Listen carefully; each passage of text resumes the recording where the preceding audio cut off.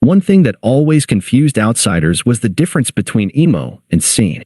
Some might even say they were the same thing, and that there was no such thing as scene kids. But I believe this difference was real and mattered because much of the criticism aimed at emo culture, like glorifying depression and self-harm, didn't really apply to scene kids. We were more likely to act wild online, do random things for attention, put excessive effort into our appearance, and occasionally party too hard. Where emo ended and scene began is difficult to pinpoint. My Chemical Romance was firmly an emo band while Bring Me the Horizon was definitely scene. But both groups had straightened hair and wore tight jeans, so to outsiders, we looked basically the same. In a world where people constantly conflate emo with goth, but rock and metal, the distinction between emo and scene probably seems insignificant. But if we're going to overanalyze this, and of course we are, I'd say scene kids were generally less in their feels and more expressively outward.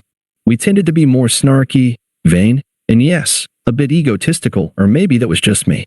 It's also my entirely unscientific observation that former scene kids were more likely to grow up to be normies than former emo kids. That loud, attention-seeking energy often translated well to professional environments, oddly enough. What are some of my friends doing now?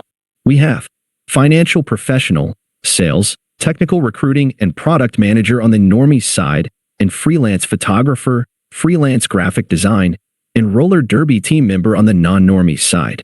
But as always happens, once we enter the nostalgic era of a subculture, these distinctions start to fade.